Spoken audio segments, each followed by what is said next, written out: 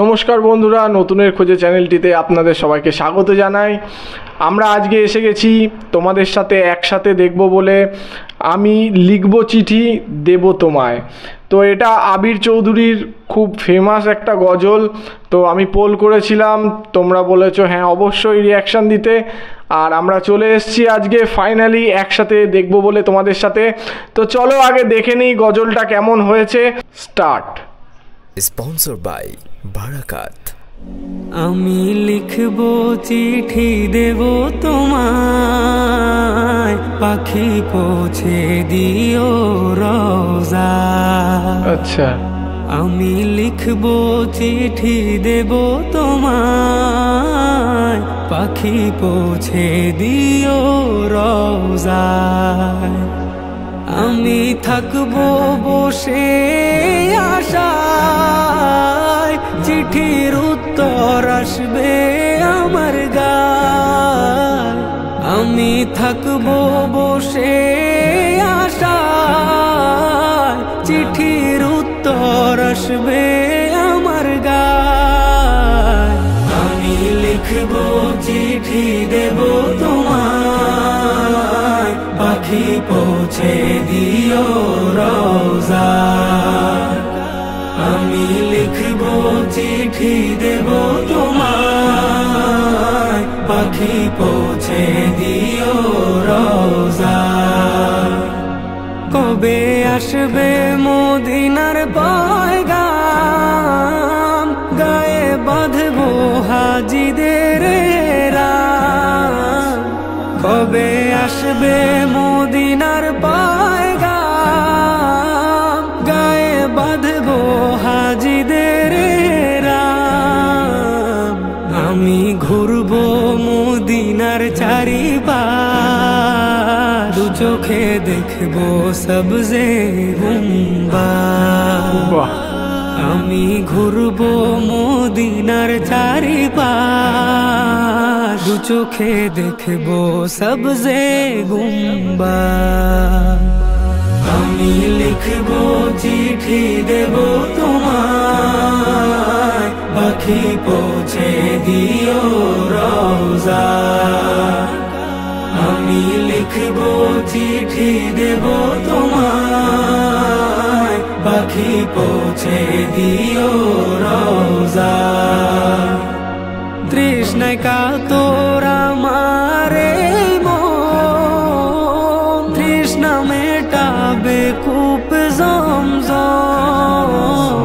তৃষ্ণায় কাতর আমার এই মন, তৃষ্ণা মেটাবে কূপ জমজম।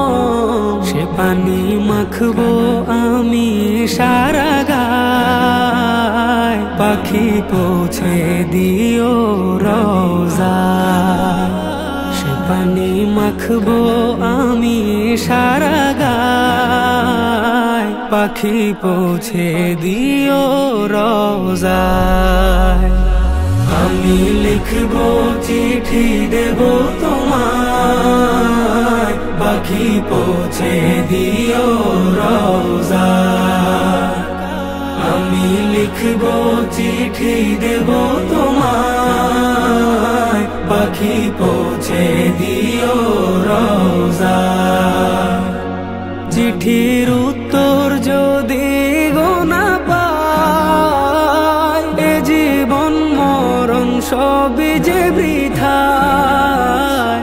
চিঠির উত্তর যদি গোনা পাই, এ জীবন মরণ সবই যে বৃথায়। যে প্রেমের চাদর ওয়াস করুণীর গায়, সে প্রেম নসিব করো গো আমার। যে প্রেমের চাদর ওয়াস করুণীর গায়, সে প্রেম নসিব করো গো আমার।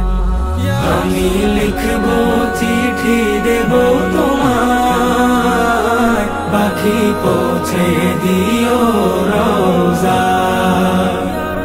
আমি লিখবো চিঠি দেব তোমায়, পাখি পৌঁছে দিও রোজা। অসাধারণ অসাধারণ, সত্যি কথা একটা অসাধারণ গজল আমরা শুনলাম আবির চৌধুরীর গলায়। সত্যি কথা আবির চৌধুরীর গলায় না একটা মানে অন্যরকম শ্রদ্ধা আছে, বা বলতে পারো একটা ভক্তি রয়েছে, মানে গলার ভয়েসটাতে যেন একটা অন্যরকম ভক্তি আছে। মানে যখনই শুনছি ওনার মানে গজলটা যখন শুরু হচ্ছে অটোমেটিক যেন ভক্তিতে মনটা ভরে যাচ্ছে, মানে শ্রদ্ধায় যেন কোথাও না কোথাও মনটা ভরে যাচ্ছে। এটা ওনার ভয়েসের জন্য হচ্ছে নাকি এই টোনটা যে রিদমটা যেটা রিদমটার জন্য হচ্ছে আমি বুঝতে পারলাম না, বাট সত্যি কথা বলছি যে গজলটা না শুনে আমার ভক্তি এবং শ্রদ্ধায় যেন কোথাও না কোথাও মাথাটা নিচু হয়ে গেল অটোমেটিক।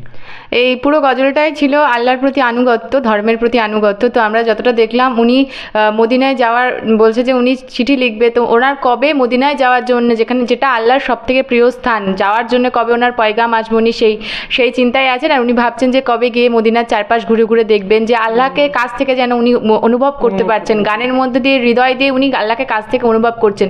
আর ওনার ওখানে যাওয়ার যে আকুল আবেদন সেটা উনি বলছেন। আর গানটা পুরোপুরি আমরা একদম মনমুগ্ধ হয়ে শুনেছি, একটা ধার্মিক গান। আমার ভীষণ ভালো লাগলো যে ওনার এত ভক্তি দিয়ে গজল, তো আমার ভীষণ ভালো লেগেছে, সত্যি মনটা শান্ত হয়ে গেল। আর যেরকম পরিবেশ ছিল চারপাশে একটা ফাঁকা জায়গা, তো মনটাকে একদম শান্ত করে দেওয়ার মতো গজলটা ছিল। সত্যি কথা মানে আরও একটা জিনিস, এর সারমর্ম না খুব সুন্দর, যে বলছে যে যদি ওখান থেকে ডাক না আসে তাহলে যেন এই জীবনের জন্ম মৃত্যু এগুলো সবই যেন বৃথা হয়ে যাবে। তো কতটা ভক্তি বা কতটা শ্রদ্ধা থাকতে পারে তারপরে এই কথাগুলো আসে, সত্যি গায়ে কাঁটা দেয় কথাগুলো বলতে গিয়ে, যে একজন মানুষের জন্ম মৃত্যু সবই বৃথা হয়ে যেতে পারে যদি সেখান থেকে ডাক না আসে। তাহলে কতটা শ্রদ্ধা বা কতটা রেসপেক্ট নিয়ে কথাগুলো বলছে। সত্যি কথা অসাধারণ লাগলো আমাদের এই গজলটা। আমি আবারও শোনার একদম একদম সত্যি কথা আমি বারবার শুনতে চাই এরকম গজল। তো আপনাদের কেমন লাগলো গজলটা অবশ্যই আমাদের কমেন্ট বক্সে জানাবেন। আর আমাদের ভিডিও যদি ভালো লেগে থাকে তাহলে লাইক করে দেবেন এবং শেয়ার করে দেবেন, আর আমাদের চ্যানেলটি সাবস্ক্রাইব করে দিয়ে আমাদের পাশে থাকবেন, যাতে আমরা আরও নতুন নতুন ভিডিও আপনাদের জন্য আনতে পারি। তো দেখা হচ্ছে নেক্সট ভিডিওতে। Thank you.